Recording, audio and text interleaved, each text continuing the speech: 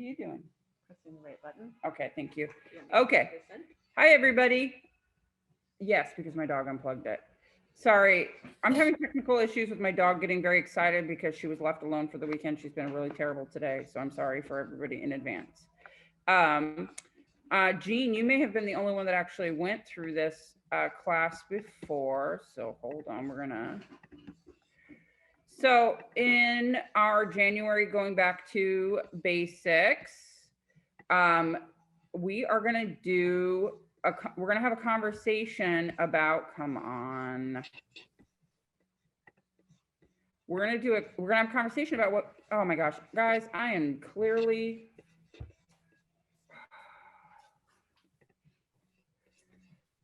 I don't know where that went. Hold on one second. It's Mercury retrograde and I am being bombarded. Okay, hold on.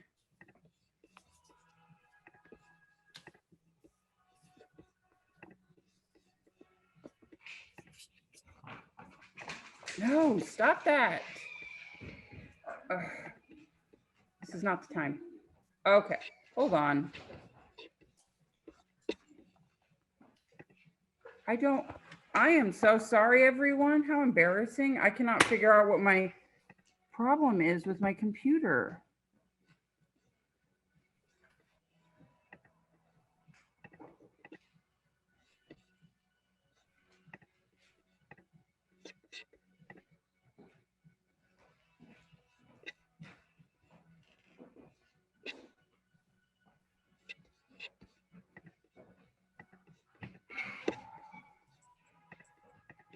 Oh, God.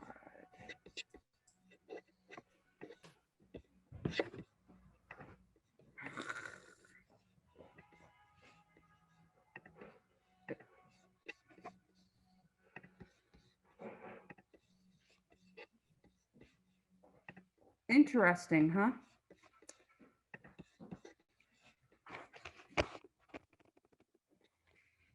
I am sorry, everyone. I had this all prepared. So why does it keep going to the side? Can you just see my face still? Mm-hmm. Yeah. It keeps taking my slideshow and opening it. You tell me what you see when I do this. I see your whole screen. That's the whole screen. Okay. Okay, there we are. Oh, wow. Sorry, everybody. That was really terrible and super irritating. Okay, No worries. what makes abstract art great? Oh, thank you. Contrary to popular belief, and don't get me wrong, there are a lot of abstract artists that believe that that these things don't matter. But in the 15 years that I've been doing abstract art, what I have found is that there are some characteristics that make good abstract art. There are still rules regardless of our kind of wild nature. So we're going to talk about that today, and then we're going to do some exercises that kind of show you what that is. First, we're going to go over the definition of abstract art. This is usually how I start my classes when I do classes live, is talking about what abstract art is. Abstract art is art that does not attempt to represent external reality, but seeks to achieve its effect using shapes, forms, colors, and texture. We talked a lot about color last week, so we're not going to be doing our big color exercises this week, mainly because, as if you've been in this class with me for any time, you know I'm obsessed with color and it's really important to me, and it feels too big to be shared in with this. But what actually makes abstract art good is that a lot of historical art people have decided that these 5 things are what make abstract art good. It's a complicated thing for me to say because a lot of intuitive abstract painters would tell you these things don't matter, but I would disagree. I would say that even with intuitive abstract art, this is still what you're working towards. So that's balance, proportion, rhythm, emphasis, and unity. If you've been in my classes any period of time, you know that emphasis is a big thing for me. I call it surprise. Don't forget to add your surprise. I think that balance and rhythm also become really important. So we're going to talk a little bit about what these actually means. mean and what they mean in the terms of abstract art. And let me show you some work that really shows how beautiful this can be. Balance. Balance is a distribution of the visual weight of objects, colors, texture, and shape. We will all have personal things that draw us to various abstracts, including the way that we do our own work. But you will generally find when you come across abstract art that balanced abstract art is particularly beautiful. This Dorothy Fratt piece is a great example. Not only is, I mean, she's got the little bit of surprise with that green color that seems kind of out of place for the pinks and the reds and, you know, the little black, but you can see in her painting that it makes sense. She still follows the 1/3 rule that most design, you know, that design world says is better for everything. But it feels complete and it feels whole. Her work is particularly special to me for some reason. And I don't even really know, I kind of found her on Instagram, which is really great and exciting. Proportion describes how the sizes of different parts of a piece of art or design relate to each other. It has to deal with the size and scale of various elements in a painting. This can be done in a couple of ways. Mark Rothko is a great example, especially since mainly because his pieces were about exploring color, but they're stacked. This is a particularly interesting composition of Mark Rothko's for me, because, you know, we're used to seeing 1 or 2 big squares that really explore color. And in this particular situation, he uses line and he uses a variety of rectangular size and shapes to balance out the painting. It's also interesting to me because I'm not used to seeing Mark Rothko this muted. When I found this painting, I was particularly starstruck because I'm so used to something a little deeper from him. It's very interesting. What does it mean to have so many layers of thin and thick rectangles to have the top layer be really thick? Another proportion thing also will be the way that you'll see some abstract painters will have big layers and then tiny little details. And those little details are really what pull you into a painting and really help give you something that is a little more exciting. Rhythm in a painting is defined as creating marks, colors, lines, or shapes, the things that make up an abstract painting, in a continuous and repeating pattern. This intention is to move the viewer's eye around the painting. You know, the longer somebody sits in front of a painting, the more that they're going to connect with it, the more they're going to find space inside of themselves for where that painting is touching. You, as a painter or a hobbyist, are the one that determines how those people interact with their painting. Using marks, colors, lines, and shapes, you can move somebody through your painting, keeping them engaged longer. But that all comes down to the rhythm of the painting. Eva McGill Oliver is an exceptional artist to discuss the way that rhythm works in a painting. Obviously, she uses collage and abstract painting, and she uses shape particularly well. I'm always engaged with the way that she takes her images and they move off of the painting. They're outside of the box that we're supposed to be engaging with.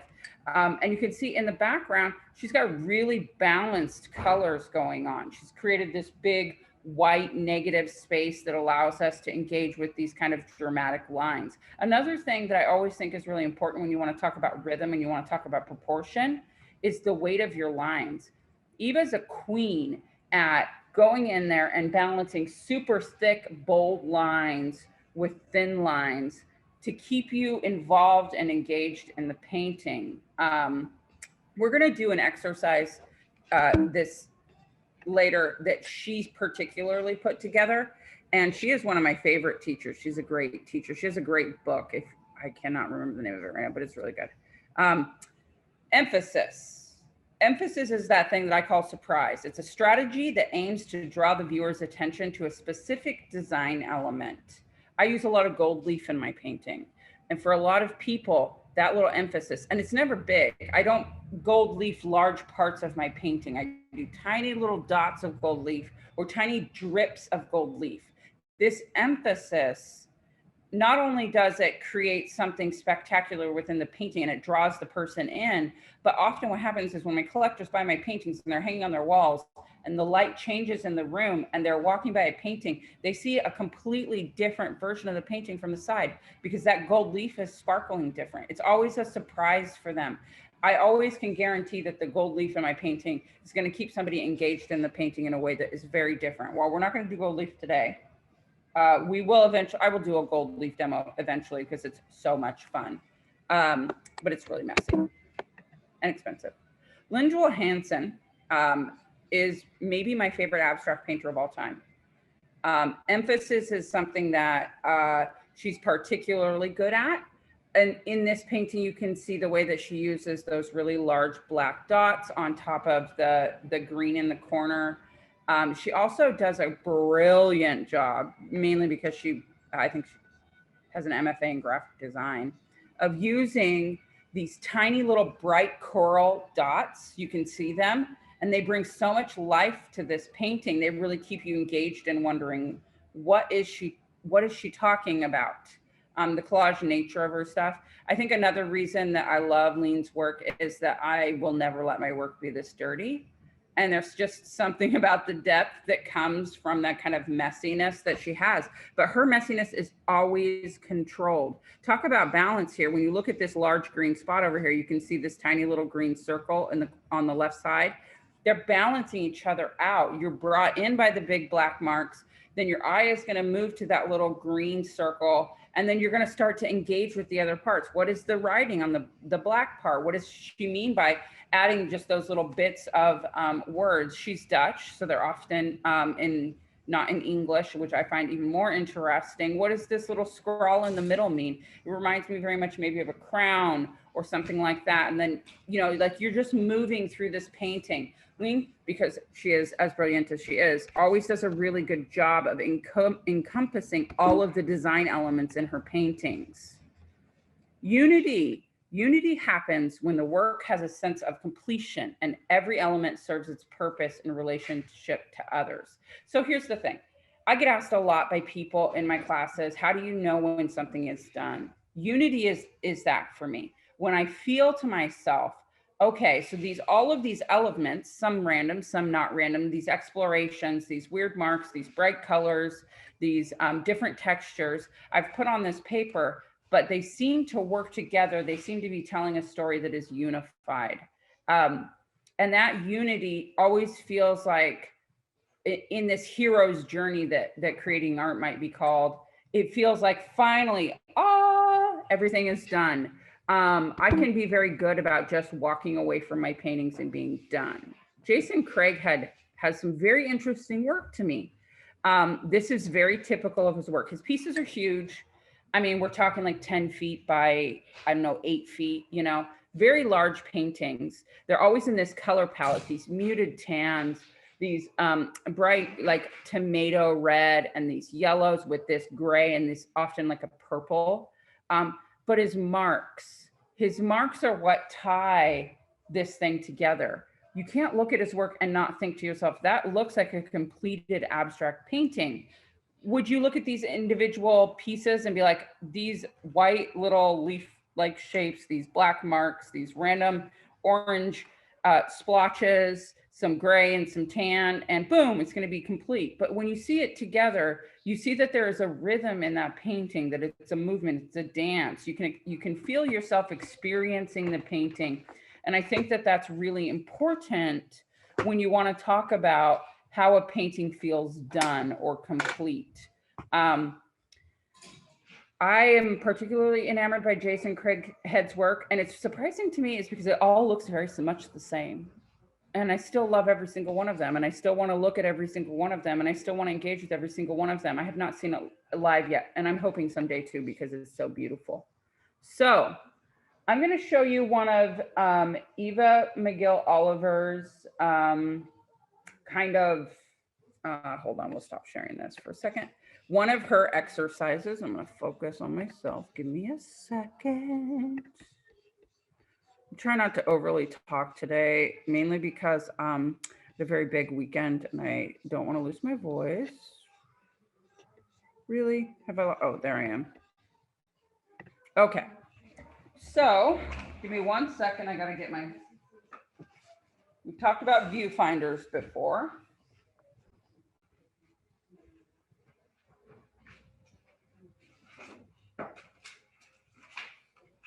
Oh, man.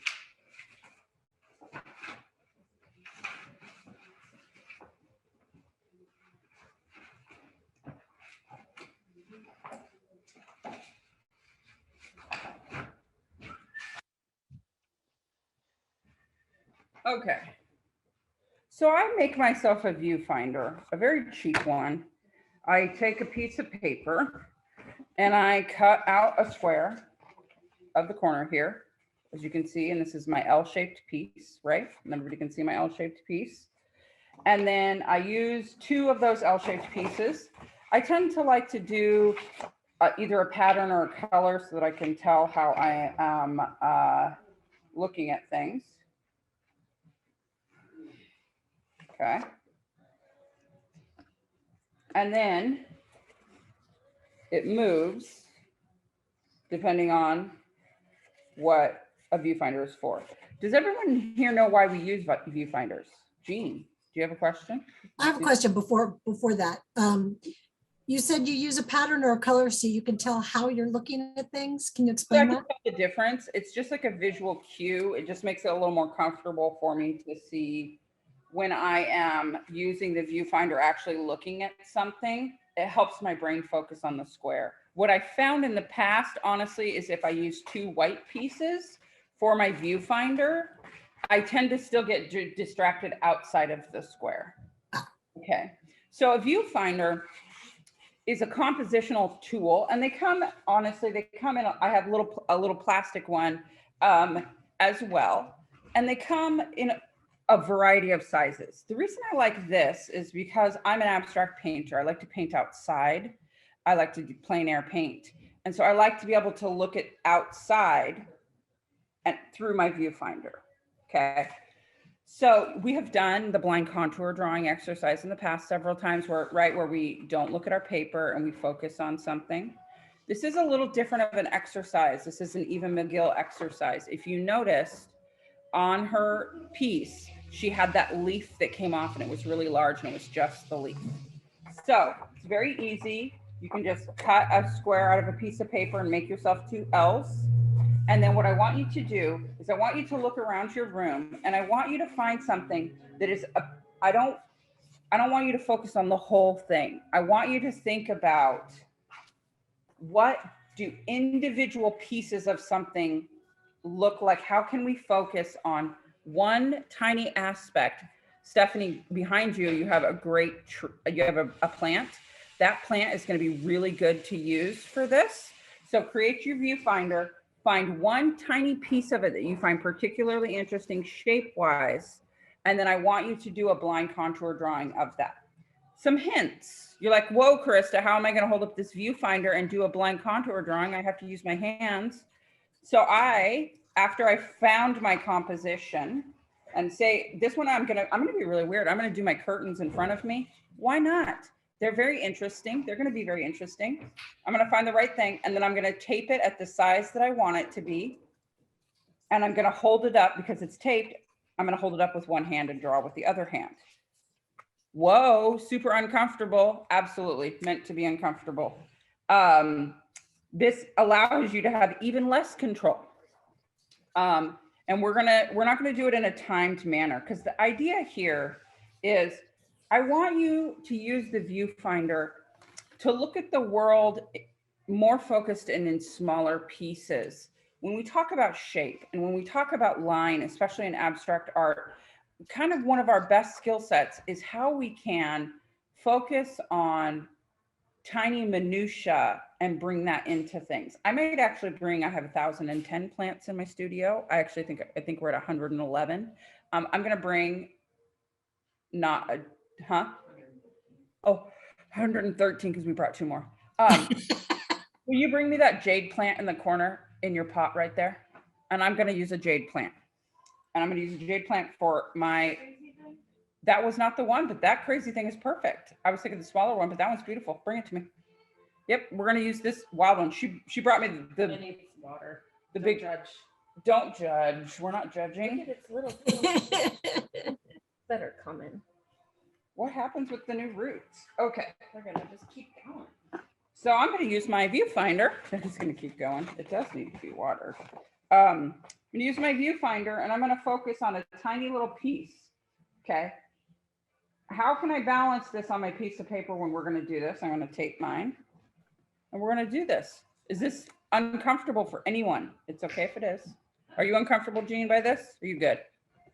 You're good? I not in a bad way, just I'm not used to it. So It kind of sometimes feels like I have you guys do crazy things like, why is Krista having us do this? no, there's no why.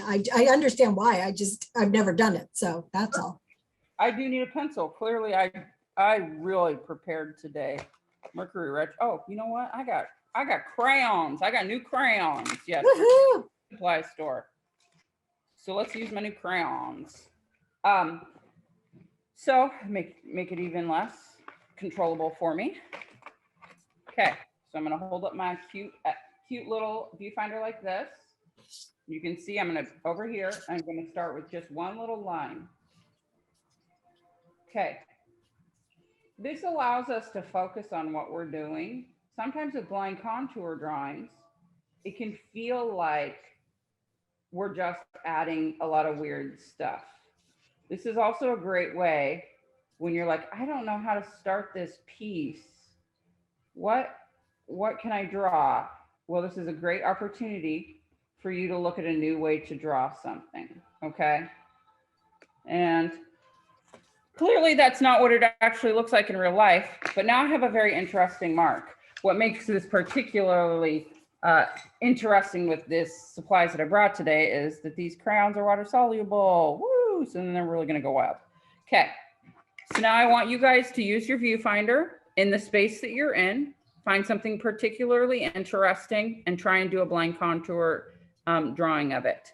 If you do it too quickly, which is totally fine, feel free to do a second one, overlap. This is where like you can have some really interesting things happen. These are those water soluble neo pastel pencil crayons that I told you about. I just got a gift certificate and I spent it at the art supply store. Okay. I'm not going to give you, I'm going to time you guys a little bit, but not too much. We're going to meet back here in 3 to 4 minutes. I'm going to let you, and then we'll start our drawing. I know that you guys are still making your viewfinders. I still have mine from the last time we did the viewfinder thing. So that's the only reason I got the cheap out.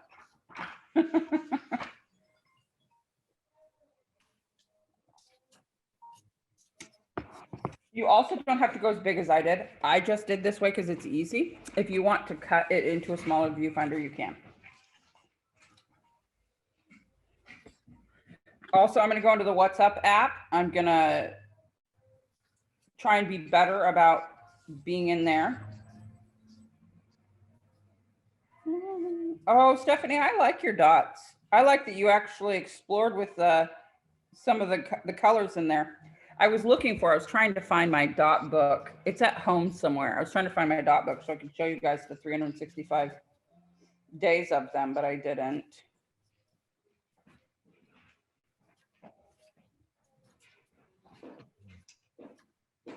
There's my little drawing, and I'll show you the tiny little bit of my plant that I drew. You can see how it kind of looks like that.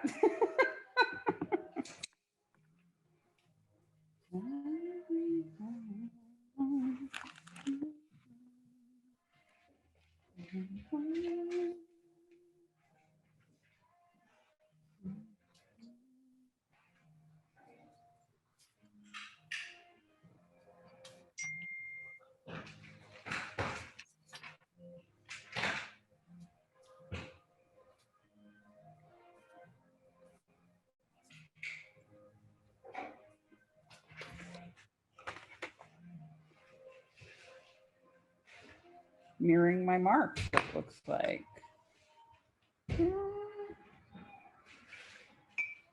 So I missed, now did you do the second one by looking at the first one, or did you look through your viewfinder again? I looked through my viewfinder again and I moved it to the side, mainly because one of the great things about this exercise is when we're talking about marks and like creating a visual language, What you will find is that a lot of abstract artists tend to do the same mark a lot. You want to find the best version. Cy Twombly, they have a lot of his sketchbooks that show him doing like the boat thing he does, like 50 different ways until he finds the way that is the way, right? So I just moved it to the side. What does it mean if I off center my little viewfinder? So instead of the piece of the plant that I was looking at being right in the middle, it's actually to the side. Am I finding more balance by adding some more white space? So that's, that's where it's kind of interesting and helpful. This plays out a little bit better later in our exercises when we do like a collaging exercise, and you can cut out the piece and be like, this mark is separating. But you can look at the same thing in a different way. Even if I move it to this side and then suddenly my plant is actually, it's actually going to the other way because it's got a side, right? And then I'm like, well, these are the ways that we open up our brains and really think about, like, what does it mean, the direction of something mean? Also, look how pretty this is already looking just by repetition. Who knew? Wasn't intending it to be pretty, but it's very interesting.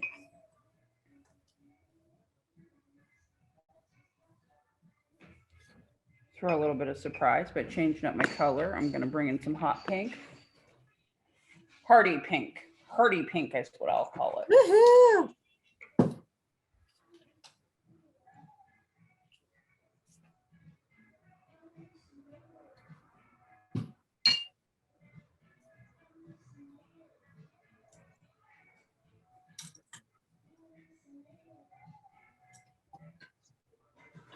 Yeah.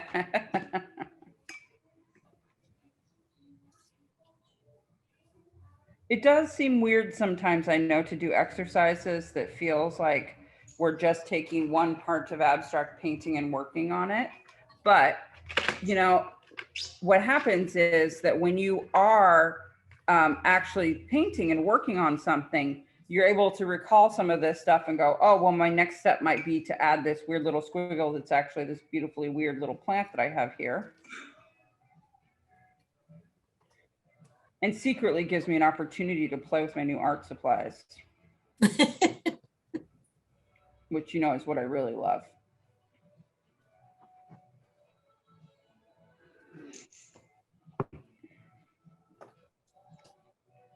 I should create a flip book of all the weird demo paintings I do in this class. They really just go in a big pile.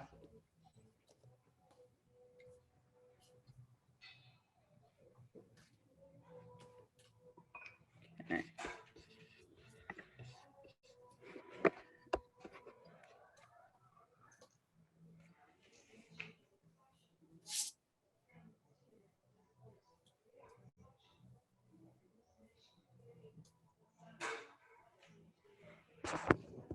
No. I'm going to give you a couple more minutes and then we're going to start the second step. We're working towards our final exercise of using all pieces.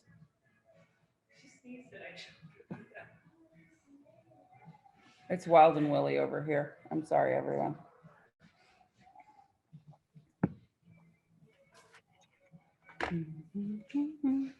If you have any questions, feel free to let me know. Also, I do want to see your blind contour drawings if you'd like to share them. You don't have to if you don't want to. My favorite blind contour drawing, if you really want to know, is to do a face. Oop, mine looks like kind of little fireflies even. I go a lot. Like,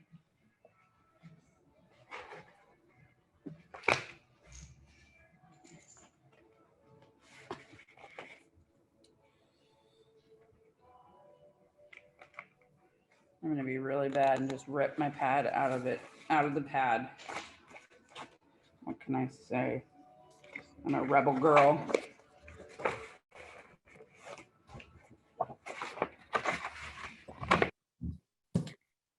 Oh, I lost my viewfinder. Now I'm sad. Oh, you didn't have to do that, honey. Oh, so much better. Thank you.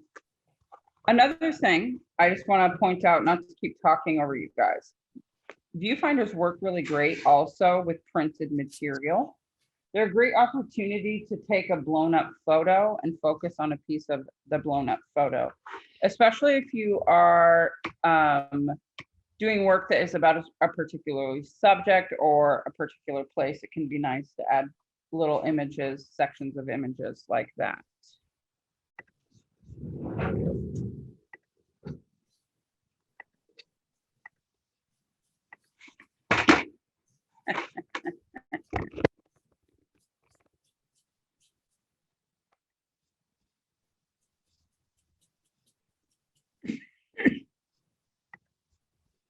I'm going to share a couple more of Eva McGill's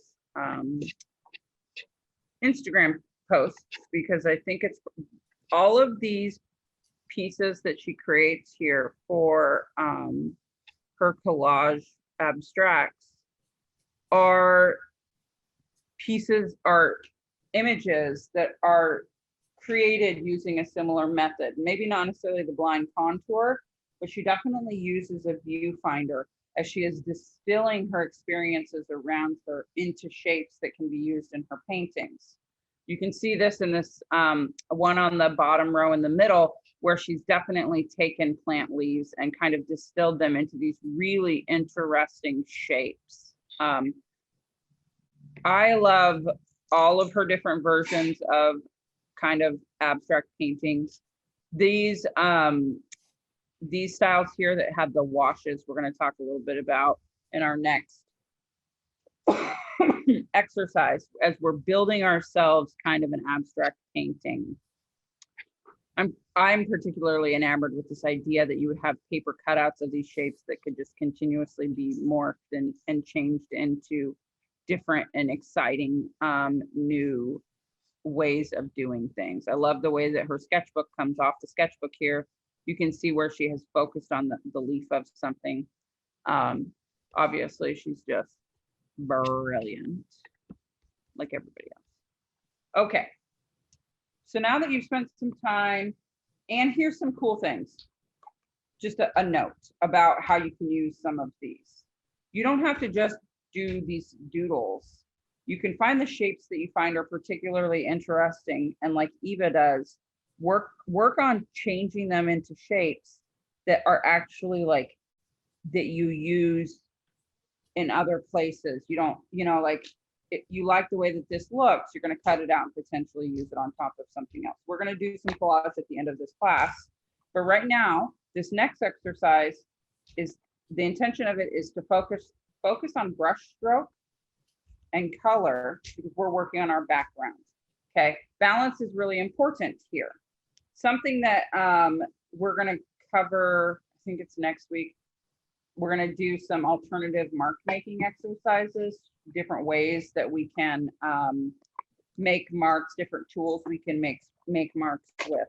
Today's exercise, I'm going to pull out my brushes from my brush bag here so that I can have a variety of different types of brushes and different types of marks to be made with my brushes. I would like you to choose two, you're going to choose 3 colors. I want you to use 2 colors that are either warm or cool, and 1 color that is either warm or cool, meaning that you're going to have 2 warm, 1 cool, 2 cool, 1 warm. For those who don't know what that is, who missed my color conversations last week, your warm colors are red, orange, and yellow, and your cool colors are going to be, in theory, purple, blue, and green. So it's 2 of one temperature and 1 of another temperature. Your favorite shade, color, whatever you want to do. And we're going to be using paint for this exercise. So whatever type of paint you have, if you have watercolor, use watercolor. If you have acrylics, use acrylics. I happen to have gotten, again, more new acrylics yesterday, so I'm probably going to use acrylics myself. Normally I do watercolor. But, okay, an example, what I've chosen for my colors here is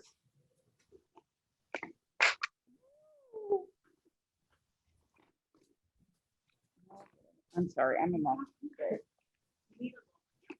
I need like a, I don't know, better workspace. No matter what happens, how clean my table is, it's always jammed in. So I have medium magenta in acrylic here. This is going to be my warm color. And oddly, I went 2 cool colors. Normally I would go 2 warm and 1 cool. I am choosing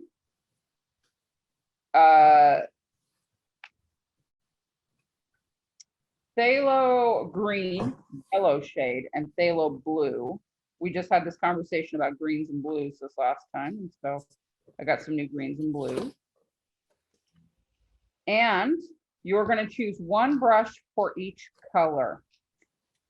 I want you to think about, if you have the ability, different types of mark making. I'm going to use, for one of my colors, this terribly ratty chip brush, because the bristles are separated in a way that they make their own distinct mark. Let me get that out of my way. I'm going to try. I'm going to use, Stephanie, this is a great example when we were talking about weird things to use. My partner got a scale for measuring out the espresso at our house. So it's like a food scale. And it came with this thing because it's meant to clean off the scale, right? It's like a squeegee to clean off the scale. And she said to me, oh, this thing came with my scale that I don't need. I feel like you could paint with it. It's been awesome. So it's like a food scraper that I am now using as a real scraper because it's brilliant. It holds so nicely. It's so big. And then I'm going to use this sumo brush here. It's kind of ratty and dirty too. Okay. So you're going to decide which brush you're going to use for each color. Because I'm using acrylic, I'm going to add a little bit of water in front. I've got a glass palette here that I'm working on so that I can move it easily, just for information. What happens is I don't like to frame my pieces with glass on them, so I end up with all of these random pieces of glass, and honestly, I just turn them all into palettes. So this is definitely a frame from a painting that I've done. And then I'm going to add some water, this green, even though it's going to be the one I use with my scraper. Okay. So we're going to have 3 colors, 3 mark making utensils, and you're going to work on a composition on your page where 3 to 5 marks max. Okay. So some of these marks are going to be really big. You're going to work on this sumo brush will only ever do magenta. The scraper scrape will only ever do green. And this phthalo blue that I have here, I will use with my big bristled brush. Okay. So 3 to 5 marks. That means if you are working and you're like, oh, I need to make more marks, and what I mean by marks, if you do a series of dots, that's a mark. You know, it's not so specific that you're like limited to only a few things. Okay, I'll show you what I mean.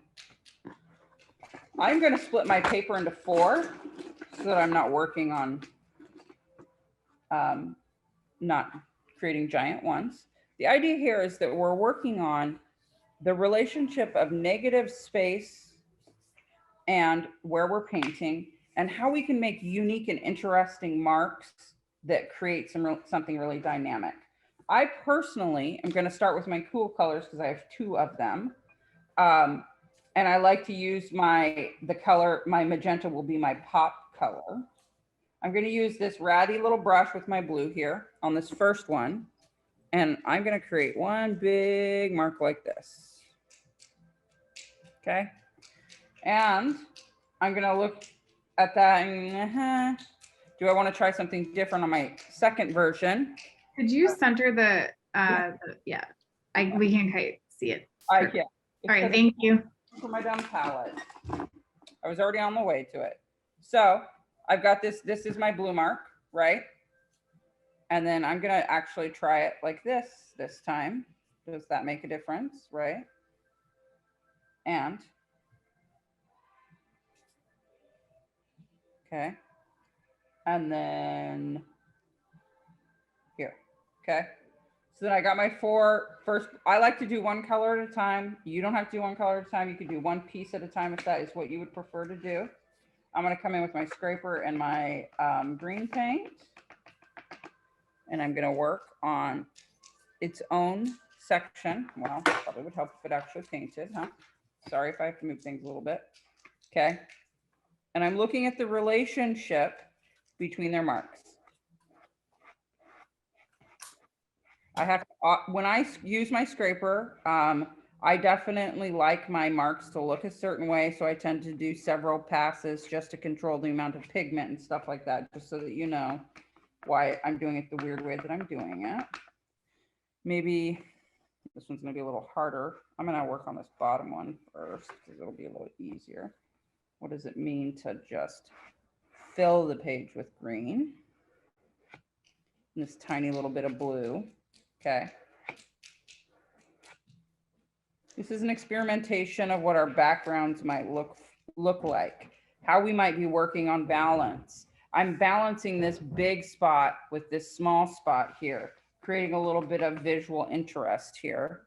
And actually, I'm just going to do a tiny little line of green. No.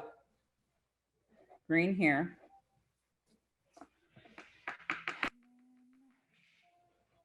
This one, we'll do it up here.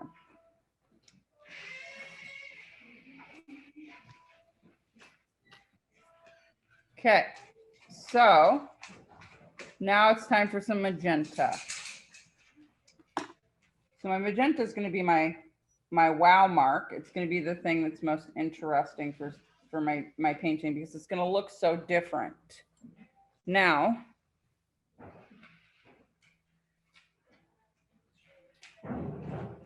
my water is primarily blue, so unfortunately it's making my magenta a little bluer than I would like it to be.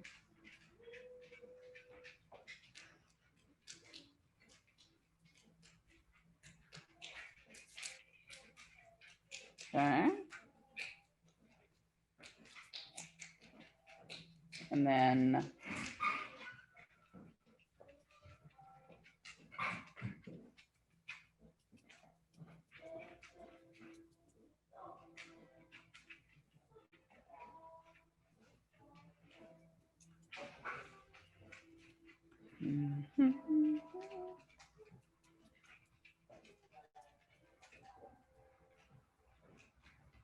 okay.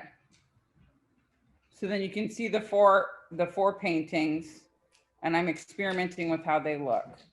In theory, you would take the pieces of each painting that you really like, and you would maybe move it on to the next version of the painting. So I'd like you guys to choose your 3 colors. I'd like you to find your 3 mark making implements. And then I would like to see like a little 4-pack like this. Does that sound appropriate to everyone right now? Awesome. Oh. I'm very interested, Emma, at what you were drawing. When I look at your little marks, What do you think? it looks like almost like a part of somebody's face. It's a wine glass. Oh, I love it. It's interesting when you distill an object just to its marks, not knowing what it is. Also, Jean, I enjoy the shapes that you made. I appreciate how large they are. Like they take up the whole space. I'm very interested in what you were drawing. The one I think on the right, the more angular one, Yeah. is a lava lamp. Oh, I love it. The one on the left was the back of my cat, and it didn't turn, it was just color blobs. I actually, like that's the thing though, when, part of what's interesting and exciting about abstract art is the way that we can distill something down to kind of most basic form and shape. Oh my gosh, I love, Anne, on yours, the way that like pieces come off of it, like almost like it's got a vibration. I really am enjoying that. Also, great choice on the magenta, obviously. I'm gonna get myself a little bit more water for my magenta. Oh, look, I already have a magenta water. It's like I know myself. I'm being laughed at. You have to understand, not only do I have the audience that's in our Zoom call, but everybody's in the studio. Lovingly giggling. Which of your marks do you like best, Jeannie, when you look at them like that? I'm particularly attracted to the one that looks like rain because I live in Oregon. Yeah, I like the one on the bottom right where there's some that are dark and then it just gets lighter and lighter. Yeah. Another thing that's always interesting kind of in this experience is how colors play together. You know, this goes beyond even kind of the studies we did with the Joseph Albers, where, you know, I'm like, I love those colors, but I don't think I like the magenta with my blue and my green. So I think this next round that I'm going to do, I think I'm going to pull out some cadmium orange.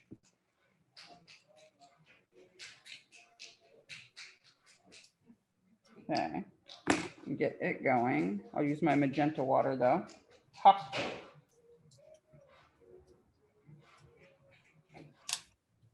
These are great exercises. They work very similarly for me the way that people say that Julia Cameron, the woman who wrote The Artist's Ways, pages work. This kind of thing is a great way to like empty your mind of preconceived notions, because you're kind of just emptying it onto the paper here.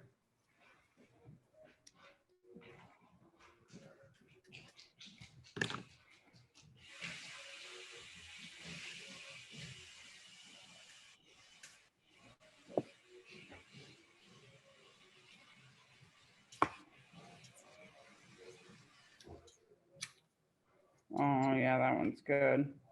Non-reproducible, but brilliant.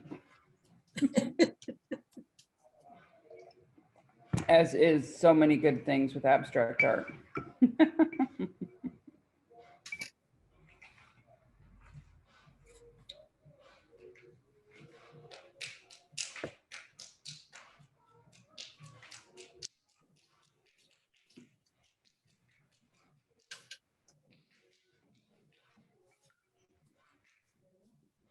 I'm just going to leave this one, this tiny little dot of orange. What does it mean that orange is kissing the page up here? Okay. You can see, let me move my phone. It's taking up all of the video. What a fat phone. Okay, so you can see I'm starting with orange this time instead of pink. I've also mixed myself a very exciting new shade of blue-green.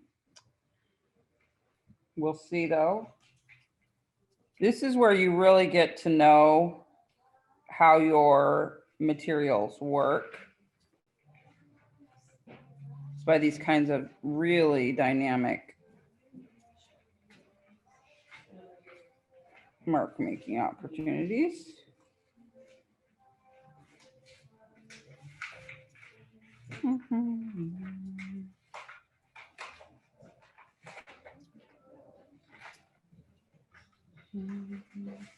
I'm trying to be like Jean and more be more different with my marks.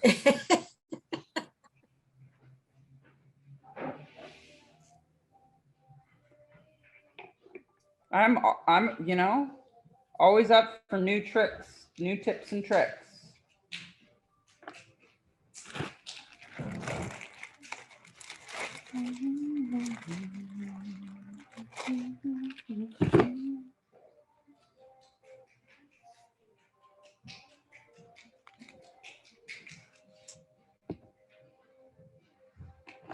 We're going to use the tiny scraper this time, folks.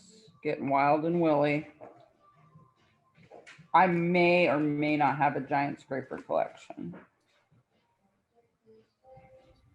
I would say you do. Just guessing. Just a couple, and I know how to make them on the fly. That's the most important part.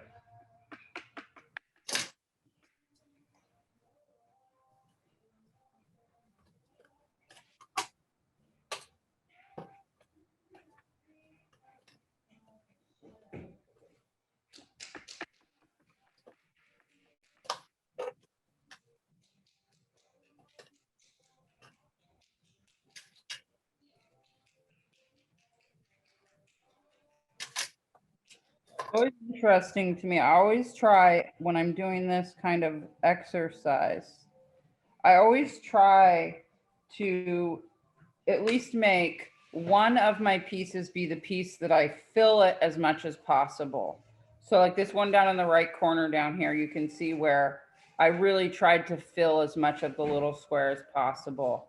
And then I like to juxtapose it by exploring what it means to make really small marks, really tiny marks. What does it mean to leave, or how does it look and enjoy? I mean, how is it to leave it so tiny, you know? It's always such an interesting experience. On this one, I decided not to put blue in this corner because I really like the relationship between these marks here. So we're going to move on to another exercise. Let me refresh myself from my notes. I don't know how I got so smart last time and just made notes of these classes for myself. Gosh. Hold on.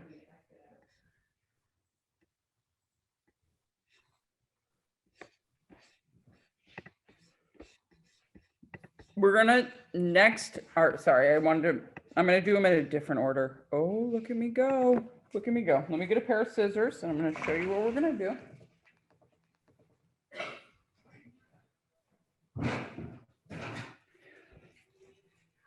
Okay.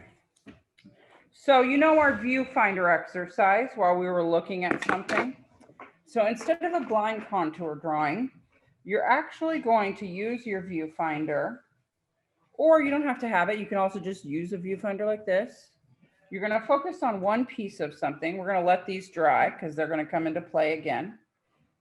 So my four parts are going to come into play over here. What we're going to do is we're going to make ourselves similar to the way that Eva made herself. We're going to make ourselves a shape that we can use in collage on other pieces. So this is how these two exercises start to play together.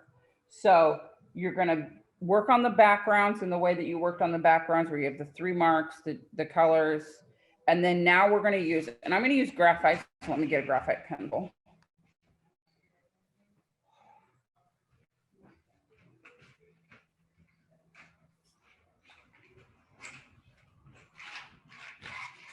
I'm just using graphite to make it a little different. You don't have to make it different.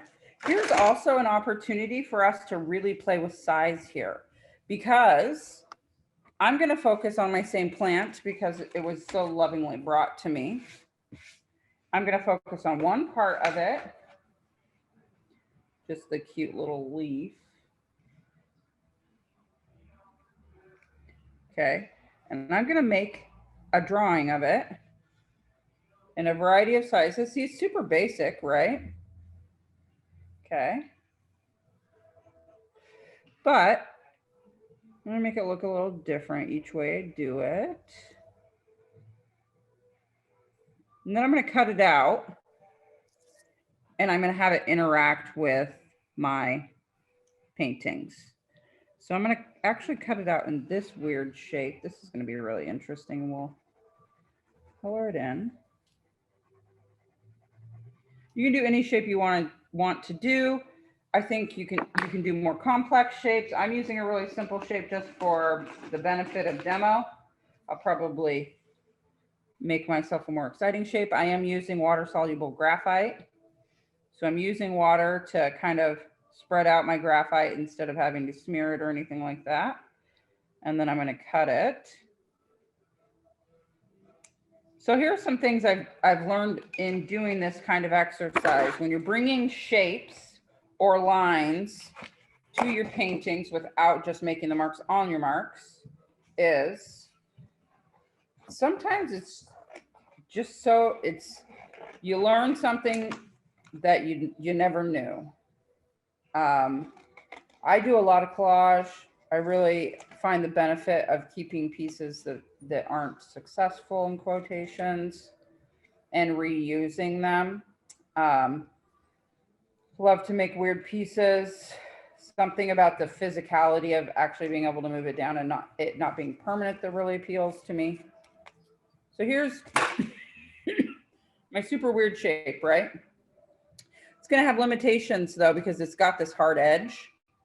And I want you guys to play with that. I personally, I'm going to use my first one because it's dried better to show you what I mean.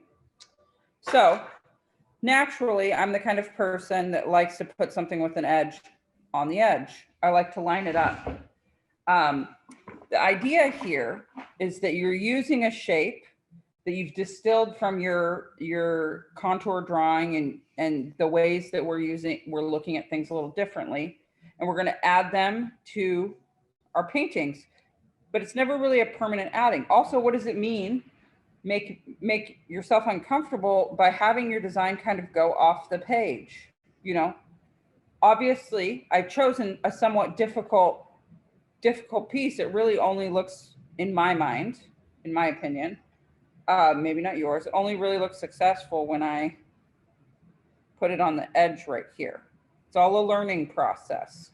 What kind of different shape can I make that might play better with these other paintings that I have? I actually think I might do this. This is going to be real wild and willy. Okay, and now I'm going to cut out my little blue stripe, and then I'm going to move it through. What I'm doing here is the stripe is bigger than the actual drawings themselves. So no matter what, it's going to go off the confines of the paper. It's going to have a different relationship. However, it's similar color because I used the paint that I already had. So is it going to provide benefit, or is it just going to be kind of a weird little thing I've made? Then I want you guys to experiment with your new marks, right? I really am a discombobulated mess today.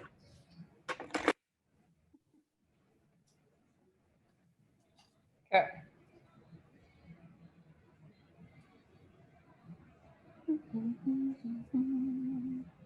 Okay.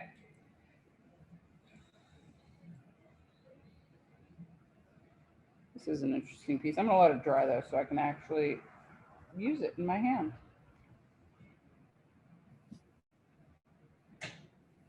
Okay, I'm gonna look at your pictures now. I'm gonna take the time.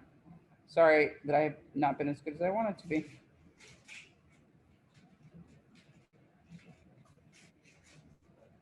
Oh, come on. Stephanie, what did you use to apply the orange paint? Is that like a plant? Just a little splat? Oh, It's tin foil from chocolate wrap. brilliant. Look how great it looks. Oh my gosh, I love it. I gotta say, the picture of you using the tin foil might be my favorite picture in a long time. Ready to go on your new world famous artist Instagram. That's gonna be your first photo. Oh my gosh, what joy that gives me. I can't say I've ever thought to use tinfoil just because I feel like it would be difficult, but now I am entrenched. I gotta find out. I gotta find out how it works. I should get out some rice paper and crumple it up. Jeannie, I love your big orange dots down in the green, blue, and orange one. That's really surprising to me how much of a difference those dots make. It makes it all look like a weird, like lunar, like you're on a foreign land that has 3 moons or something. Like sci-fi, like where it's inspiration painting for Star Trek. Yeah. You got me. I'm all in on inspiration painting for Star Trek. I mean, I didn't realize that's what I was doing. It was after I did it, I went, "Ooh, that makes it look like a foreign planet." I love it. I love it. You guys are doing such interesting things. Emma, I just have to tell you that color of yellow is one of my favorite colors. I use it all of the time. It's actually one of the bonds between me and my partner. She got in trouble when she was in ceramic school for using it too much. She wasn't allowed to use it anymore. That's amazing. So it is a color we have now started. It's kind of our second business together, and it's a branding color for both businesses because we love it so much. So it gives me a great deal of joy to see it on your paintings. I love it so much too. It's like a big color in my house that it maybe I've gone a little too far with it. You know what? Maybe people who love this color just go too far with it. I wonder if that's just like a characteristic of the awesome people that use it. We use it so much. It's in my clothing. It's, I mean, definitely in our house. We definitely use it in our business. So I appreciate it. Not that I love all of the pieces that you did, but I'm particularly drawn to that color of them. And I love that you're just going at it. What you could put in the chat here, and I'll read it. What utensils are you using for the pink marks? Is that just like a brush, or are you scraping with something? I like to see the different marks that people come up with. One looks almost like a flower. Oh, it's the flat brush. It's a fan brush. Oh my gosh, I love it. So I always have fan brushes, you know, because I like to buy sets of cheap brushes because I totally destroy my brushes. And I never feel like I know, and maybe this is a question Leah can answer. I never know what fan brushes are supposed to be used for. How is anyone going to use it? It's always the one brush that's dry because I don't use it. It's always my clean brush because I don't use it. So I am always interested. Does anybody use it in their work and know what it's actually for? Or is it just to be the mystery brush? Our pastel teacher uses it to blend in pastels. That's smart. That's smart. I'd like to know a classic painter that uses it. You know what I mean? You know what I'm going to do? I love the shapes I made in my weird contour drawing. So I'm going to cut them out for my collage piece here. Why not, right? They're great and they're weird. We're going to get real weird with what we're doing. And then I'm sure you guys can guess that the next step is, in our last, say, 45 minutes of class, is to work on no limitations on the number of colors and things that you use or how you use them, but we're going to work on one full-size piece, right? So you're going to start by considering what your shape is that you want to integrate. I'm going to use this weird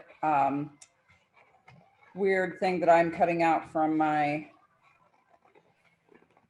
jade plant that I drew earlier, and I'm going to actually cut parts of it out so that it has holes. That's what I was trying to say earlier. Make sure that when you're, creating pieces to use in this way, that you give yourself as much flexibility as possible so that you can use it in as many places as possible. I'm actually going to cheat and get my box knife out and cut out the middle because it's out. But find a shape that you would like to use for some collage pieces. You can use dots, you can use circles, you can use whatever piece you would like to use.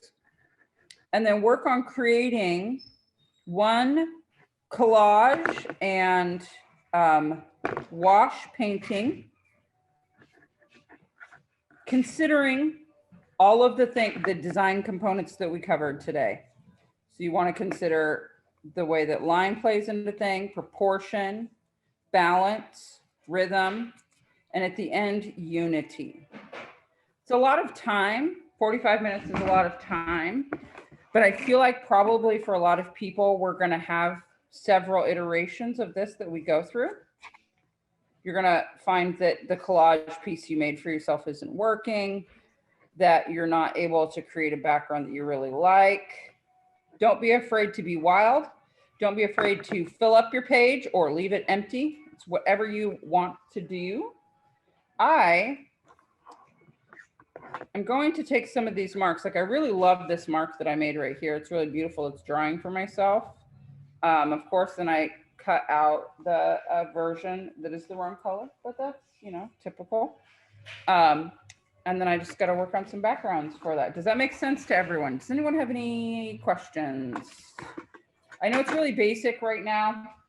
This is the point of January, but sometimes it's in these explorations that we find, like this weird little squiggle mark will probably come into my sketchbooking tonight because I'm slightly obsessed with it right now. So I'm going to actually cut it out so that I can play with it. I'm also personally invested in creating several backgrounds until I find the right background for it. It makes me feel like a cross between like a firefly or a butterfly or a dragonfly and a plant, which is just really weird and mystical. I'm gonna go like this. You don't have to do weird marks like I do. Feel free to do something basic if it makes you feel better. If it feels easier to use. I've got nothing to lose by making weird work right now.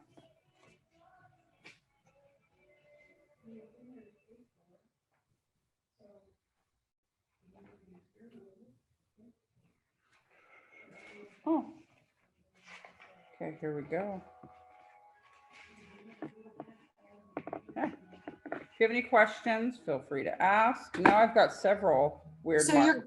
you're cutting up marks from the ones you already did to put together for a full-size piece. Yes, but you Okay. don't have to do ones you already did. You can create new marks. If you're like, I worked on that mark and it was not useful, feel free to create a new mark.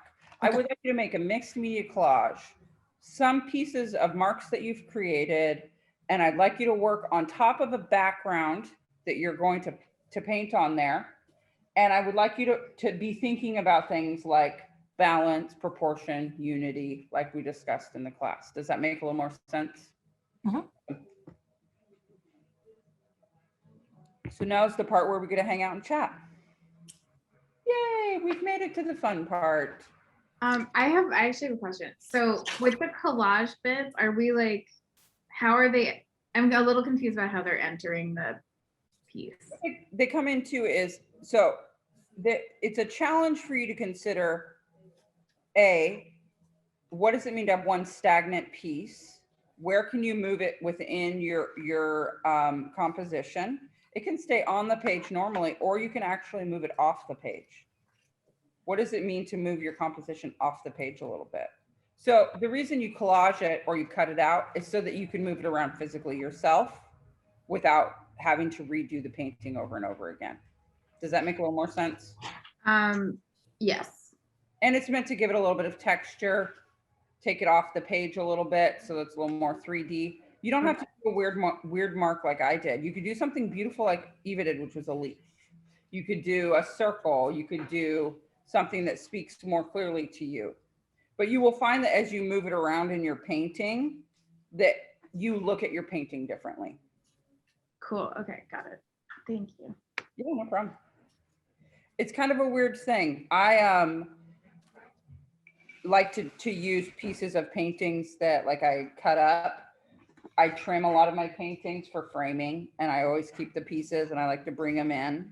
And there's something that's interesting about having something that's already made that can't be changed, or, you know, that is cut out, and changing the painting itself to match it, you know what I mean? Or to make it make sense. So like, this is interesting because now I'm going to consider whether this mark is more interesting if I was to put it here. Like, I have so many different opportunities for it. I also don't do a great job of cutting my pieces out. I should do a better job about that. And honestly, in real life, I rip more than cut. So.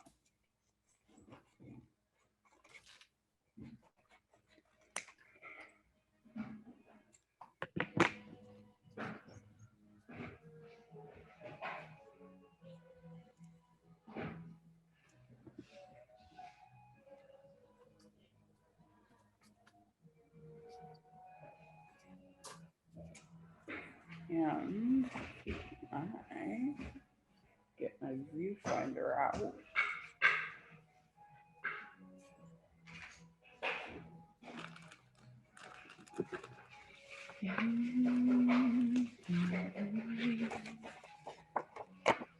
I also like to play with my viewfinder during this process, meaning this page that I've started is very large for these three things that I've made. but I wonder if it was smaller, if it wouldn't look more interesting. If it was in a different shape or something. And that is a much better design. It's much more interesting. And a lot of times I have pre-done templates that I work with a lot. It's just about having your pieces be separate and flexible.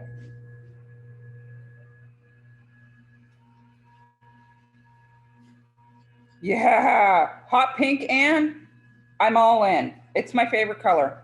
And I actually have a special place for green and hot pink. For some reason, I love the celebration of green and pink. And I actually really like a good chromium green and like a pastel pink. So you really speaking to me with the color choices today, everyone. In just a note real quick, in this bigger piece exploration, you're not limited to just 3 colors. The reason we do the 2 warm and 1 cool, or the 2 cool and 1 warm, is sometimes people get overwhelmed by adding colors that they can't focus on making good color choices. And honestly, like, good color choices will get you a lot further than just adding a bunch of different colors. You can make a lot more impact with a really beautiful blue and a really great orange than blue, teal, white, orange, and pink, because sometimes it just gets bled out. So it's really meant to simplify the process so you don't overthink it.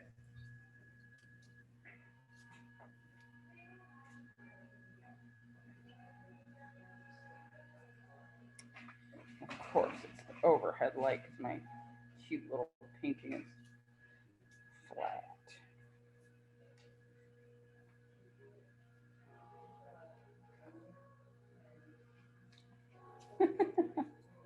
Okay, I'm going to show you guys my piece with the viewfinder so you can see how different it looks than when I'm going to pull it out and you can see the whole picture.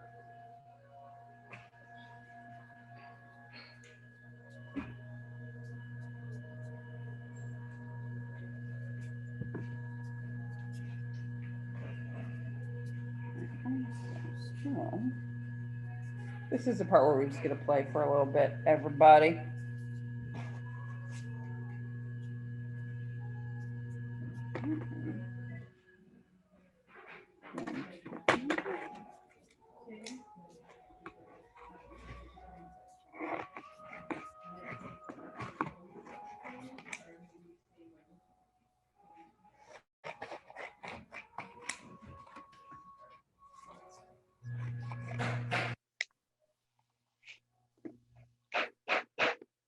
Something I always think that is interesting is when you talk about proportion, is working by cutting. I'm going to cut down all my little tiny pieces into individual little paintings so that I can play with my collage pieces, which are now going to be massively giant in comparison to my tiny little paintings, which is very interesting.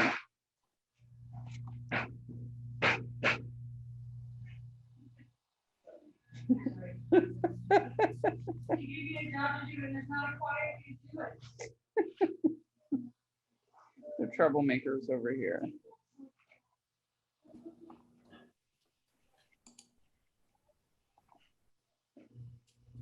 This little thing, this little bug thing is so weird. And I kind of really love it. I love it. I know, I need to figure out. It really was mated best with this orange stripe over here. Let's be honest about it. These are beautiful, but they're just not doing the job.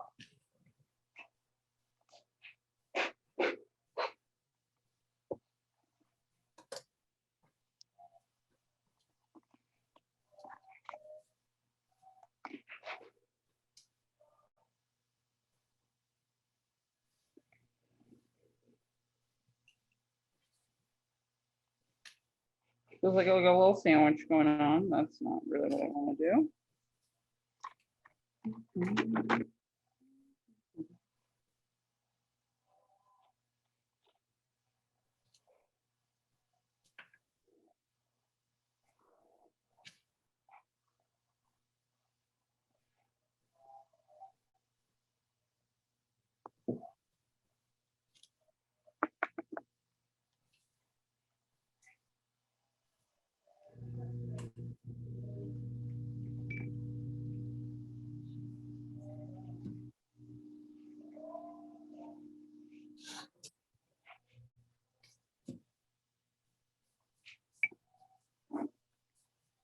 Now it's interesting with the little sandwich. What a weird little painting it is today.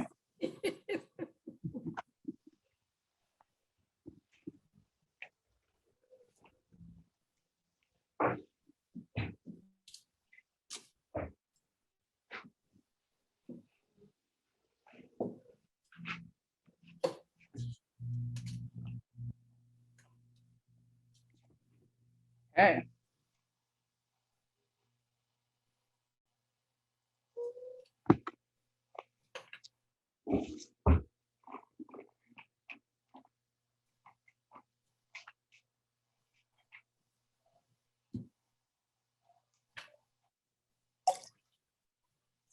It's interesting also because all my light is overhead. I can see the shape of my collage piece on my painting. Oh, that's very cool. It's kind of cool though. I mean, I have to Maybe say, you it should makes me- hold it and paint the And- silhouette and then in gray. So it has its own shadow. it's interesting for sure.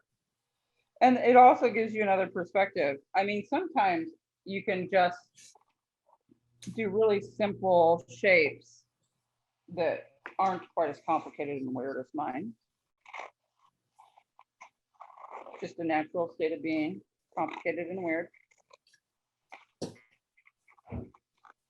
I tend to like to do kind of mountainy shapes a lot. So I live in the Pacific Northwest. What do you do while the glue dries? Wait. It usually takes me a while to get to the point where I want it to be, right? So, I mean, this fidgeting could go all night.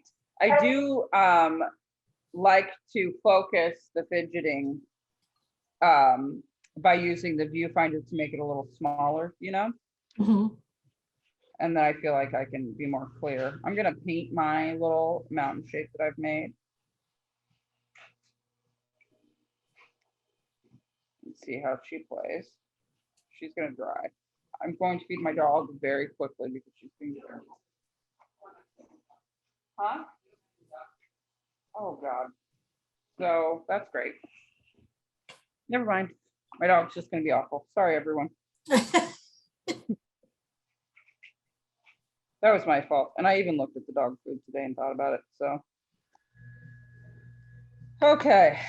Has anybody figured out what their collage shape is that they really like, that they would like to share with the class?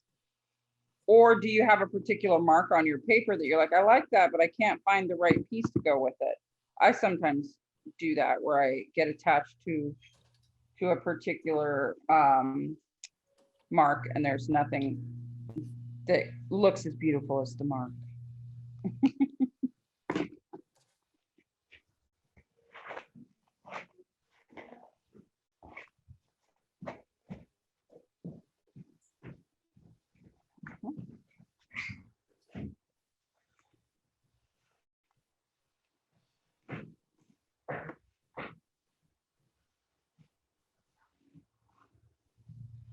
These are pieces from a previous class that I cut up.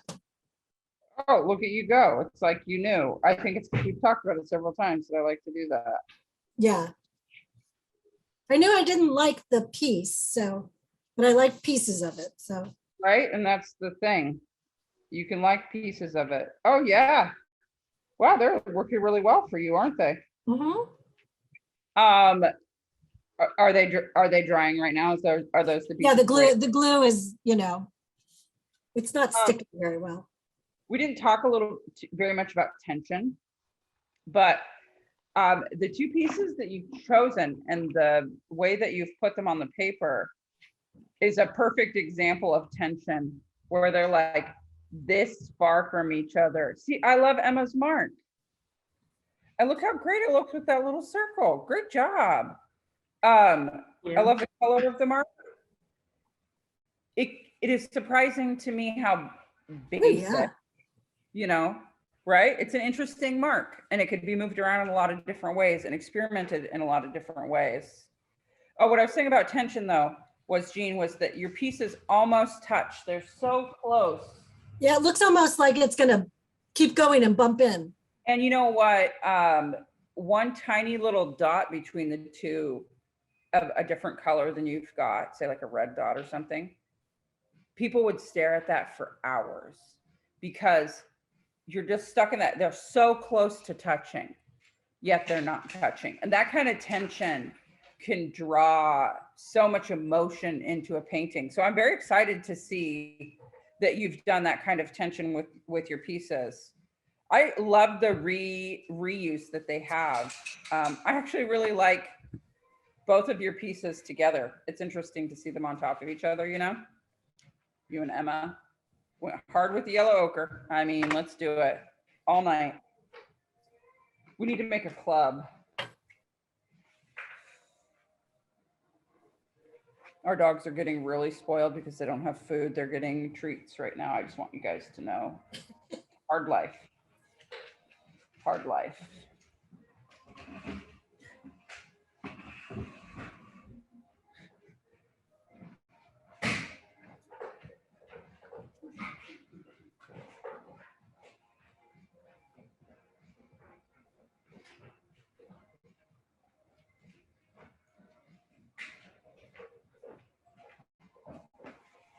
I'm always interested. I tend to, when I went to the art supply store yesterday, I was going for more orange because I was finding this week that I wasn't finding the right color of orange that I was looking for. And it's because I'd run out of pyro orange. And I'm always interested how we attach to colors. Like we talked about this a lot last week, but even when I'm doing a class like this, you know, this big orange splot and this like simple blue line are in so much of my work. And it's because they really do, the coolness and the warmness together makes you think of the ocean. It makes you think of sunset. It makes you think of, you know, anywhere that sky meets like a sunny valley.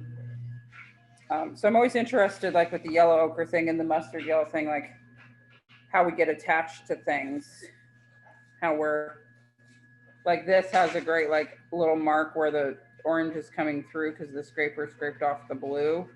It's a brilliant kind of layering. This looks, of course, like I was doing a sunset. Sunsetty sunset over the ocean. Woo! I wonder though,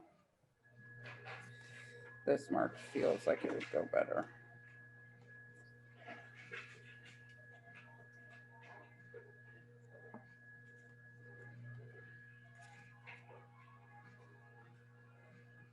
And I like that together, and I probably would glue that one down there because that seems like the perfect place for it for me.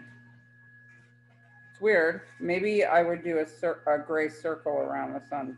I don't know. Maybe I should challenge myself to go off the page since I'm suggesting that to other people.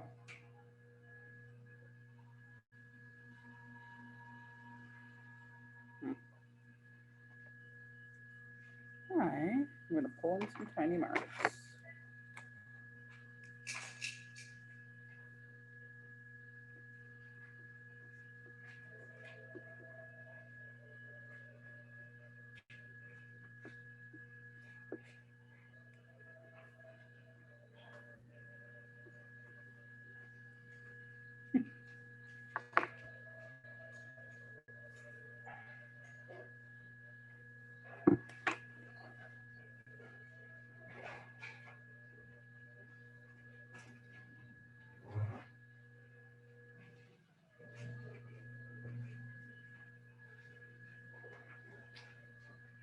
Here's a great example of a piece of another painting that I might use when we talk about how we collage. See, it's a pretty wild piece. It's pretty dynamic. Something about putting something on a plain piece of paper that allows you to engage with it in a new way. In this case, oh, look at my gold. Got a little bit of that gold in the corner. Don't you want to just eat it? I do. Okay. And then what I usually do, because when we're talking about how we use collage pieces, not just the marks, but how we use collage pieces. So I've kept this little square that I tore off of another painting. I probably shrunk it down. And then what I would do is I would go in with other forms of media to try and focus different parts that I liked or didn't like. I don't know what it is about like trimming something down for framing. It always looks so beautiful when you cut off a bunch of stuff, but then when you get the stuff off, you're like, oh, but I love that. Why didn't I leave it in the painting? There's always a reason. So I like to reuse it. Again, similar to Eva, I really like when I work on something like this for it to kind of go off the page. I'm going to work on these little marks. I'm also going to develop some of the colors within. I like to do thin washes just to develop the color a little bit, add a little bit of depth. So when we talk about how these collage pieces fit in, you know, the painting's already mixed media at this point. You might as well just add what you want.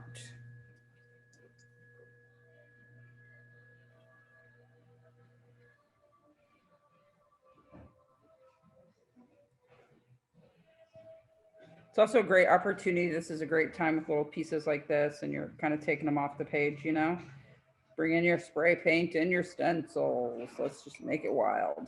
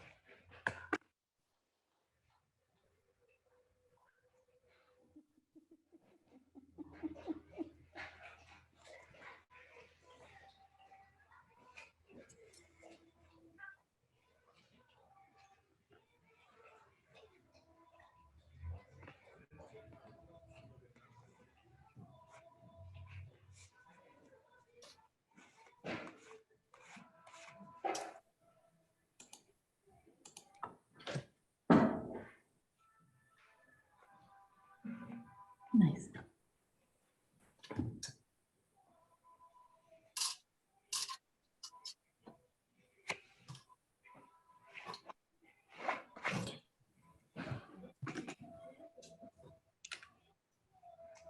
Okay. So now I got a bunch of stuff drying, which is about irritating as anything. A couple of pieces that are in progress currently. This one's kind of weird. Kind of enjoying it. I do feel as though the chopping block has come for this.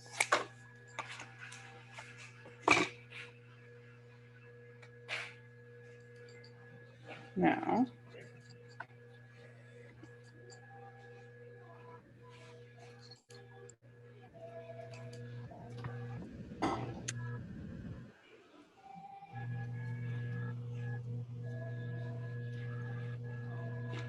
I like that you changed the orientation of it, Jeannie.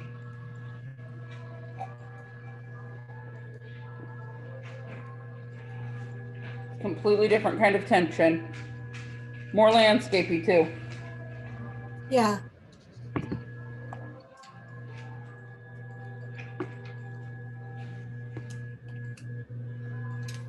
I feel like I just need some more zhuzh, and I don't know where to get the zhuzh.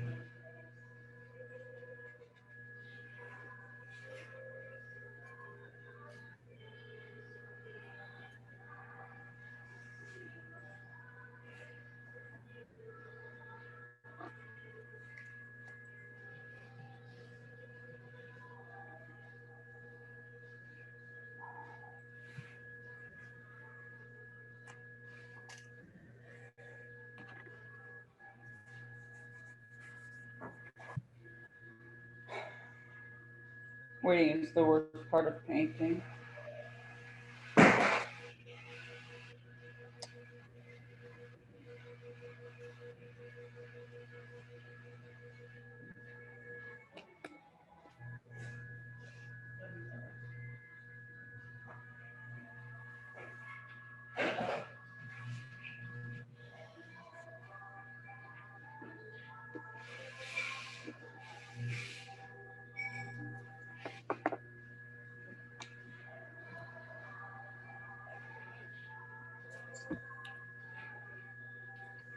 So I got a couple of compositions going here in a bunch of different sizes, which is kind of how this ends up playing for me.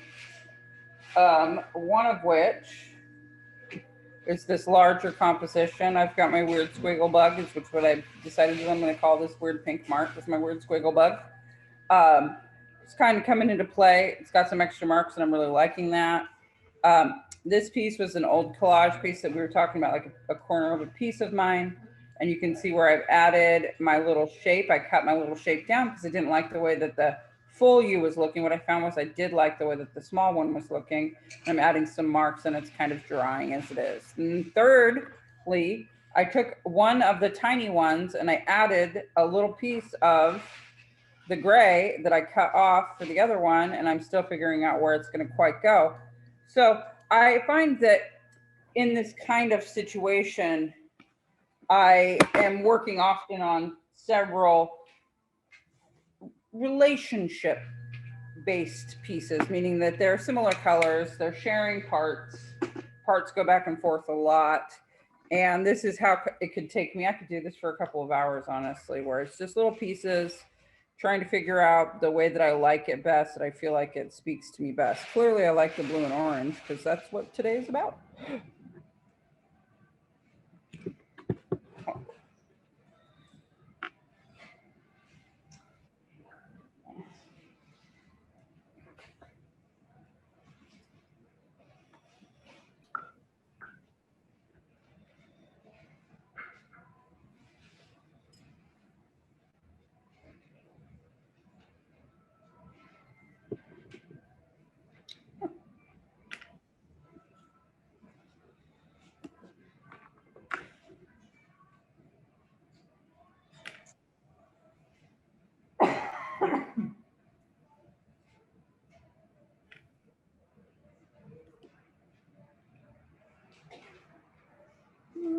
That was a bad decision. Look at us go. Ah, much better. Okay.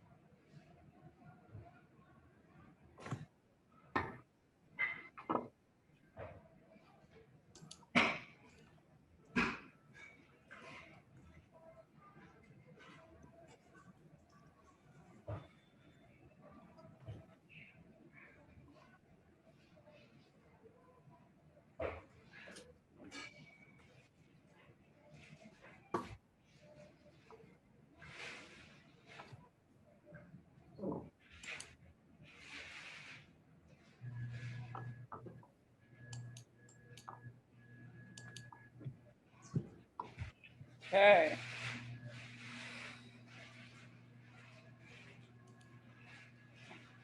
Feel like I need some Zazzle, and I don't know what that looks like.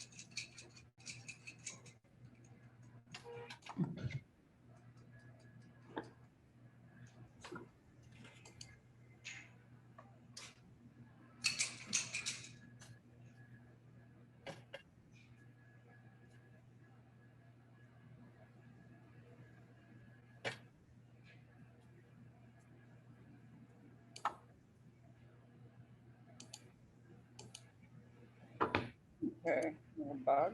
Let's see if that helped or hurt.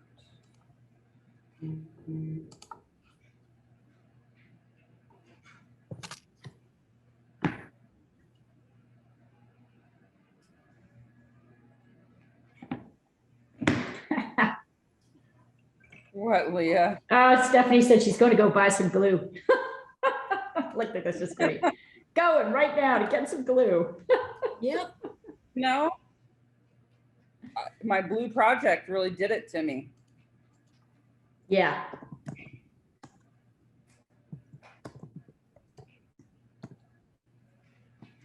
It's been so delightful to watch you guys. I just want you to know. I've been working on this big bear of a painting and I just stopped so I could kind of watch you work. Take a break.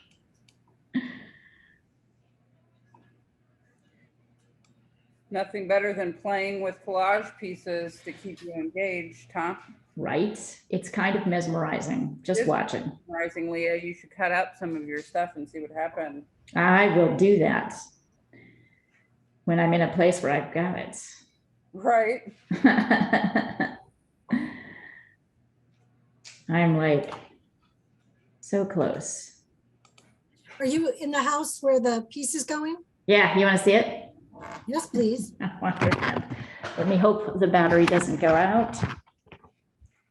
Okay, Let me spotlight you. that'd be great. Here, I'm going to remove my spotlight.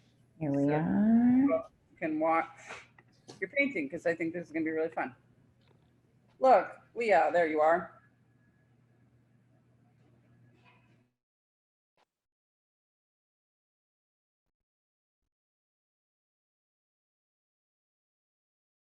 Seen something, I'm not sure what. Sorry about that, guys. That's okay. Oh my Let's God, it's gorgeous. see if you can see it. Oh, it's coming together. Look at that, boss. Woo! Getting my plug back in. Trying to get back far enough from the plug. Yeah, I think. Oh my God. Leah, that's magnificent. Thank what you. I like is that the blue is coming through really nicely in the back. It is. Oh yeah, I totally popped that right now. Although it's looking a little brighter than it actually is. Yeah. Yeah. How are you feeling about the green behind the bridge now? I'm going to lighten it just a little bit. So I like it, but I want it to be just a little bit less bright. So that was my next step. Oh, it's interesting to look at it from here. Anyway, here, I'll see if I can, I don't know, you can see my feet.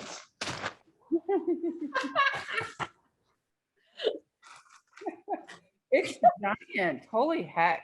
It's really big. I hadn't seen before also that you got the light detail on the bridge, the little lights, and I really like that. I just added that in. So this is all kind of about, I was just thinking about this. Essentially, this painting is nearly done. It's just about kind of getting edges and making sure I've maintained brightness without being too lurid. And yeah, the blue's still looking a little bit bright. It's coming though. It's coming. I'm actually. Well, I think you're doing a great job. Thank you. But I needed a break. So it's really fun watching you guys work. How many hours do you put in that? I'd say 50 at least. Dang. Yeah.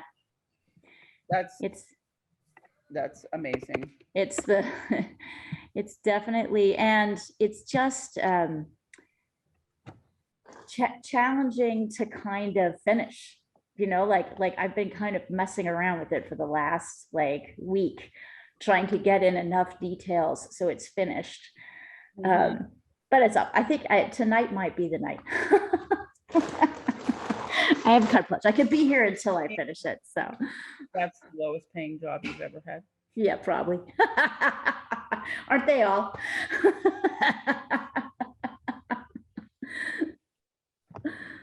So. Yeah. And here we are just meditating on shape and form. Well, that's what I've been doing. So it's like a really interesting, I was just thinking as I was watching your exercises, it helped me actually understand the next thing that has to happen. Oh, that's funny. Yeah, isn't that neat? Yeah. Yeah. Yeah. Anyway, Art is art, right? art is art. Did you guys Oh. enjoy your class? But I really enjoyed seeing what's come across the thread today. You guys have been enjoying yourself? Oh, Carissa, put your thing back up. I want to see what's happening there bigger. Oh, yeah, sorry. It's really fun to like watch people work. Oh, yes. I got hot pink because you know me. Yeah. Is my favorite color. You know, I'm really into simple right now. Just chill.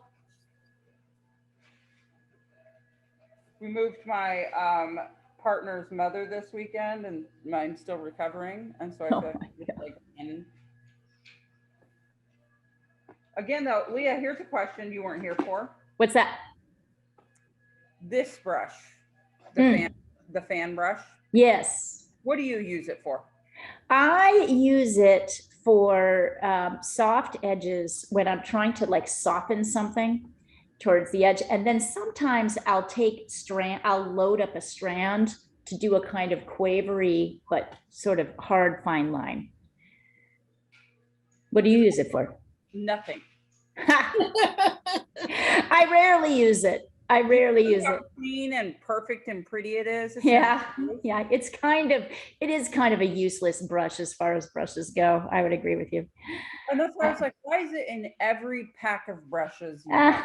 People think it's really great, and then you realize the problem is it doesn't give you raggedy edges.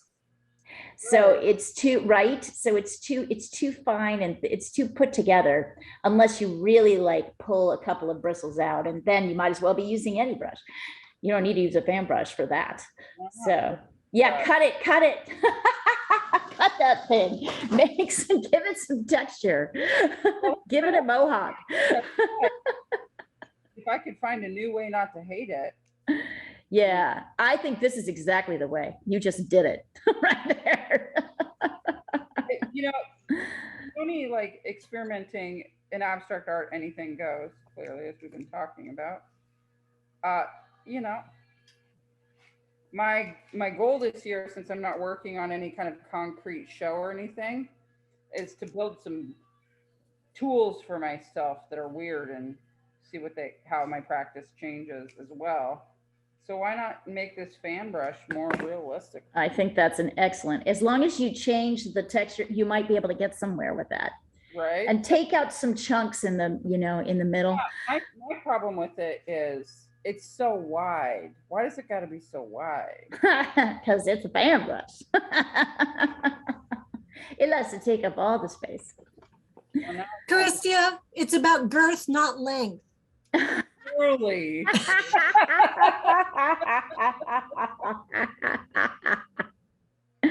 Sorry, couldn't resist that.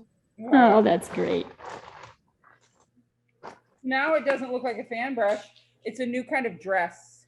I like it. Woo. I cut the sides off because they're useless. So there you go. Now it's perfect. Yeah, I don't really use it very much. In fact, it's funny. I found myself using it the other day, but I think it was because all my other brushes were dirty. And so I just grabbed that one. Huh? I said exactly what I'm saying here. Yeah, yeah. Let's find out what our marks look like. We cut out pieces. Oh, there you go. Now that's what I'm talking about. That's interesting. Yep, I cut out some of the middle, and I cut its little sideburns off. Yep. This Very way, I nice. see the lady that dies with 1,000 fan brushes, and people be like, "What is her deal with fan brushes?" Like, actually, And that Christia was obsessed with them. She collected them but never used them. right? Nope. Yeah, this is nice. So Yeah. maybe really what it boils down to, Leah, is that you just need to cut its sideburns off and Yeah, and give it a little bit of choppiness. Yeah. you know, Yeah. give it some chop it up a Mhm. bit. Does anybody have pieces that are coming along in a way that they're really excited about? Yeah, send it over. Let's take a look. Or hold it up. I want you to look at the progress of Jean's piece, Leah, because I was telling Jean, she used to be kind of almost delicate about how she filled up the page, and now she's just going and going and going. I love it. It's not too messy now? I think it's too messy now, but Well, so then, Jean, what can you do to make it not messy? I don't know, that's what I was trying. Well, I tried with the black circles and then it looked too cute. Got it. I can appreciate your feedback on it. Something that I think that I'm might good, actually. some of your stripes you could clarify, meaning repaint them to make them a little darker. Then they'll kind of stand up on top of some of the translucent washes you have, and that might make it feel a little more bold. Do you see what I'm Okay. saying? Yeah, yeah. And that, kind of when working in layers like this, especially when you're working with translucence and opacity, you're going to find that it's a building process, and you're continuously working on like, how can I reinforce something that I like? I think if you clarified some of those stripes, you might like it a little bit better because it would have some dimensionality. That makes total sense. Yeah. See, there you go. But it's like driving, got to make the right decision. Right. I'm actually still a fairly new driver. I realize I have been driving for a whopping 5 years of my life now. 5 years. Wow. Where did you grow up? I grew up in Oregon. I grew up in Eugene, Oregon. It's just that I had a seizure disorder. And so I wasn't allowed to drive, and we had public transportation there. Then when I got the right to drive back, I just wasn't interested. So I didn't. I had just gone so long. I just started driving in Mexico City, and it's my biggest achievement of all last year. Good job. I feel like Mexico City. That's pretty terrifying. That's pretty terrifying. What's really funny about it is that I lived in a really small town when I was growing up, and then I went to college, and I lived like the middle part of my life, the middle 20 years of my life, in kind of a medium-sized town. But I waited until I got to the city to learn to drive. Why would you do that? Like, it was at 35 to learn to drive. I was like, all you can think about is, I know I could die. I could die at any minute. I am sure that if my 16-year-old self or even my 21-year-old self had done that driving, that wouldn't have been the thought. No. I'd have been like, You think you're invincible then? right. Lost that filter. I'm impressed with Mexico City though. I definitely am not the girl that tries to drive in overly populated areas. I just feel like not going to do well. I have driven a moving truck in New York City and didn't hit anything. That's my greatest achievement. I mean, that's a big deal. Do you drive a lot, Jeannie, in New York City, or are you one of those New York? No, because but I grew up in California and Okay. learned to drive when I was 16. So Yeah, but you don't. I still drive some, or rent a car for a weekend or something. I think I drove once the year I lived in New York City. Terrifying. I think it would be terrifying. So then who drives in New York City? Truck drivers, taxi drivers, and Crazy people. yeah, a lot of people in New York City don't drive.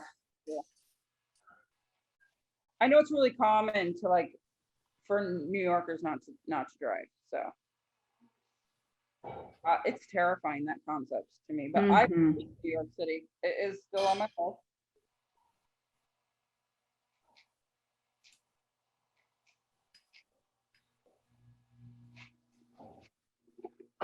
I like my fan brush quite a bit more now. Because it's the anti-fan. Yeah. But Christia, it's a fan of yours. Yuck,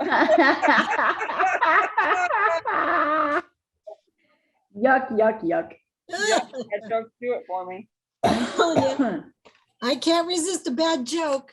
You know I what? should be a dad. Oh my gosh, I forgot the pun that Jason made yesterday and completely missed or made we were moving. Dang it. A friend of ours was helping us move, Audrey's mom, and made the best pun. And I just looked at him and like rolled my eyes, and he looked at me completely blank faced. He missed the whole pun that he made. He And was didn't, staring at me, and I was like, ha ha ha. And he's like, huh? he didn't know he'd made a pun? Nope. And it was a brilliant one too. So, you know, he's out in the weeds sometimes, if you know what I mean. Uh-huh. Hey, guys, we're at 5:30. Can you believe it? Or 8:30 or 7:30 or whatever time it is where you are. 30 o'clock. 30 o'clock. We're at 30 o'clock. Yeah. But people are always asking me what time is class starting, and I'm like, please don't ask me. Yeah, you need to figure that out yourself. I have no idea. Where are you? I don't know. It's creating a visual language. We're going to be creating our own different pieces that we're going to use in future paintings for ourselves. I'm going to do some material explorations with alternative mark making tools, because that is a big part of alternative language for people. Come with a couple of pieces of paper, because we're going to do some experimentation on making different marks. It was nice to see everyone, and I look forward to seeing you all next week. Hey, I sent you one more, Version. and I changed the orientation again, and I like it better now. Oh, I like it better now too, because I think I like the sharp one coming down. Yeah, yeah. Yeah. With the little mark. And I Yeah. like it brighter now. I mean, it Yeah. looks a little bit better. Do you feel Yep. better about the orientation? Much now? better. Yeah, yeah. Love it. Good job. Great work, everybody. I love it. What is that mark making tool that you used on that? The black? Oh, No. no. Anne, look at Anne's Anne. on the next one. It looked like she did like went over the top It of looks, a piece. It's awesome. I think That it's a piece of paper that's been torn. Oh, that's so cool. That's where, Also, color's really neat. that's where we talk about making your own kind of visual language.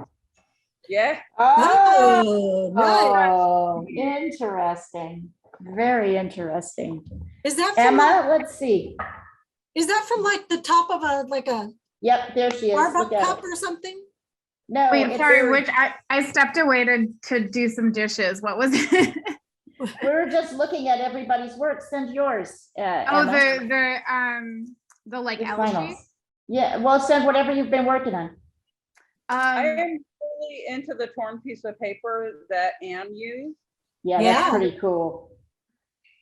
That's the kind of stuff that we're going to talk about for next week's class. Is that mark is entirely yours. Like nobody else, you know what I mean? That becomes part of who and what you do. Even some of these shapes that we make in these collage shapes, one of the reasons we collage them is that if we really like them, we can keep them for future things. So next week, we're going to talk about weird mark making things, show Stephanie some new opportunities, new things to make marks with. I love it. We're going to work on, I'm going to show you some stencil stuff.